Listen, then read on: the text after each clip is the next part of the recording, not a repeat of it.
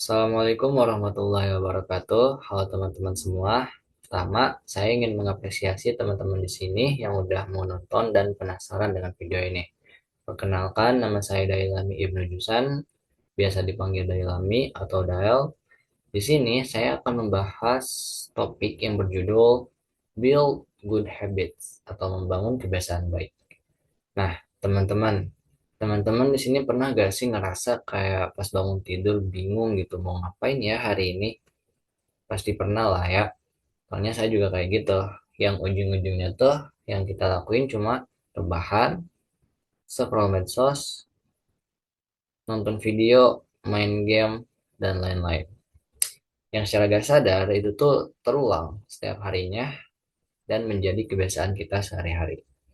Tapi teman-teman, kalau kita tiap hari kayak gitu, kapan kita majunya?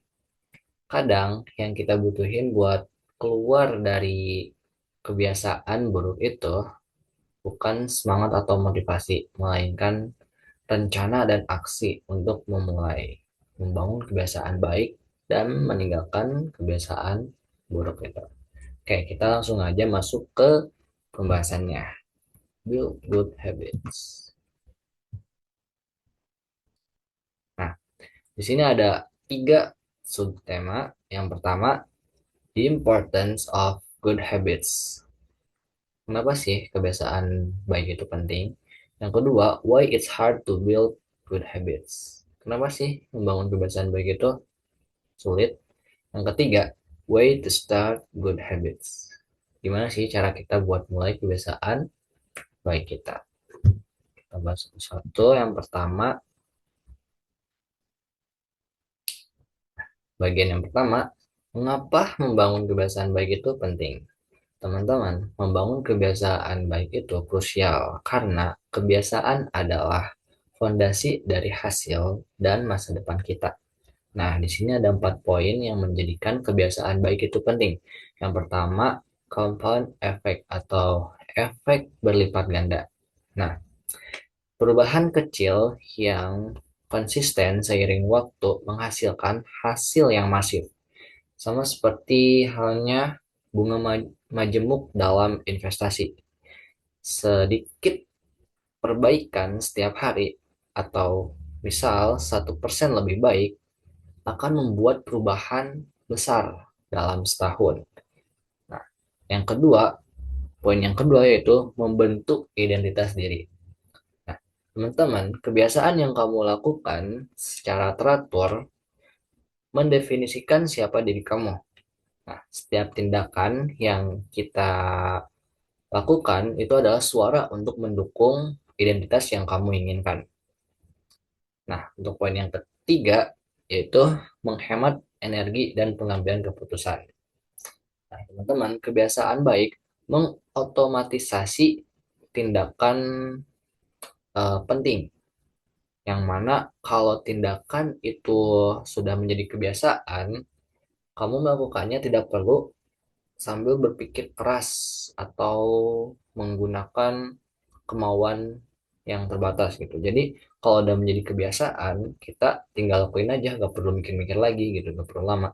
Nah, poin yang keempat yaitu mencapai tujuan jangka panjang. Nah, di sini tuh ada dua eh, membahas dua apa ya istilah, yaitu sistem dan tujuan. Nah, sistem itu kebiasaan atau proses yang kita lakukan secara rutin, dan tujuan itu ya goals kita mau ngapain gitu. Nah, teman-teman, fokus pada sistem kebiasaan adalah lebih penting daripada hanya fokus pada tujuan. Nah, bukan berarti tujuan itu gak penting. Tujuan itu atau goals menentukan arah kita mau kemana. Nah, tetapi sistem inilah yang membuat kemajuan itu menjadi nyata gitu. Actionnya lah istilahnya kayak gitu. Nah, di sini ada gambar ilustrasi pohon. Kita ibaratkan pohon itu adalah kita, dan air yang sedikit-sedikit menanami bibit itu adalah kebiasaan baik. Nah, kebiasaan baik yang dilakukan sedikit demi sedikit itu akan menjadikan kita tumbuh secara perlahan dari yang mulanya bibit menjadi pohon yang besar. Seperti itu, teman-teman. Oke, kita masuk ke bagian yang kedua. Mengapa kita susah untuk membangun kebiasaan baik? Mungkin di sini teman-teman ada yang relate ya, kayak membangun kebiasaan baik, kayak misal kalau lewat di Reels, Instagram atau TikTok kayak wah, ada motivasi kayak gitu. Tapi pas kita lakuin tuh kayak cuma sehari 2 hari udah nggak ada perkembangan lagi, nggak ada kemajuan, biasa lagi gitu, balik lagi ke rutinitas yang lama seperti itu. Nah, kenapa sih kita bisa kayak gitu? Nah, di sini ada 4 poin yang membuat kita tuh susah membangun kebiasaan baik. Yang pertama itu ekspektasi hasil yang terlalu cepat. Nah, teman-teman, kita tuh cenderung mengharapkan hasil yang instan. Bener gak? Contohnya saya tuh dulu pernah kayak pengen gitu apa olahraga. Saya lakuin itu tuh cuma bertahan 3 hari atau seminggu gitu. Karena tuh saya merasa ini tuh kayak gak ada efeknya gitu. Nah, yang dicontoh ya teman-teman. Di awal, progres seringkali lambat atau tidak terlihat fase datar. Nah, kita tuh menyerah sebelum mencapai titik terobosan karena merasa usaha kita tuh sia-sia kayak saya tadi ya. Yang dicontoh. Nah, poin yang kedua itu mengandalkan motivasi dan willpower. Teman-teman, motivasi itu fluktuatif dan tidak bisa diandalkan sebagai pendorong utama. Jadi, percuma kalau teman-teman dapat motivasi tinggi, tapi tuh tidak ada tindakannya gitu. Cuma dengan motivasi tergerak, kayak ada kemauan, tapi nggak ada aksinya gitu. Ya, percuma.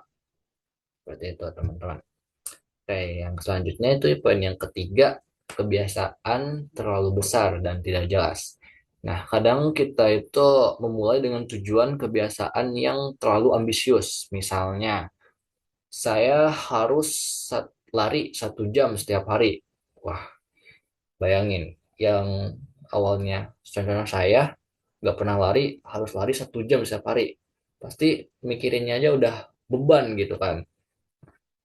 Yang kedua itu kayak kurangnya kejelasan. Nah, kebiasaan itu tidak terikat pada waktu atau tempat yang spesifik. Misalnya, tadi lari, larinya tuh ya lari di mana nih? Lari di pos gitu, kamar pos atau di luar kemana gitu. Nah, itu tuh membuat kita tuh jadi nggak clear gitu, nggak jelas gitu. Nah, poin yang keempat itu lingkungan yang tidak mendukung. Nah, lingkungan fisik kita tuh seringkali mendorong kebiasaan buruk. Nah, sulit untuk berolahraga. Misalnya nih, sulit untuk berolahraga jika peralatan fitness kurang memadai gitu, atau sulit untuk makan sehat jika makanan cepat saji selalu terlihat. Contohnya kayak ya di daerah Pakuan mungkin ya makanannya kan wah enak-enak tapi kurang sehat misal, tapi enak gitu. Kan jadi orang yang mau hidup sehat tuh kayak susah gitu, kayak cobaannya tuh 2 kali lipat gitu. Nah, oke, next.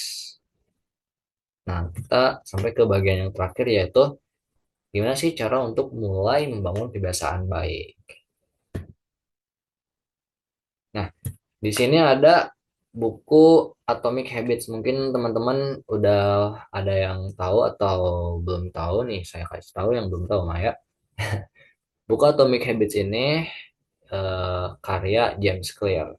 Nah, buku ini bertumpu pada satu prinsip utama yang teman-teman harus tahu, yaitu 1% progress.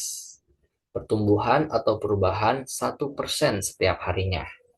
Nah, dari buku ini saya bisa mengambil 4 komponen penting dalam gimana sih cara kita buat membangun kebiasaan baik.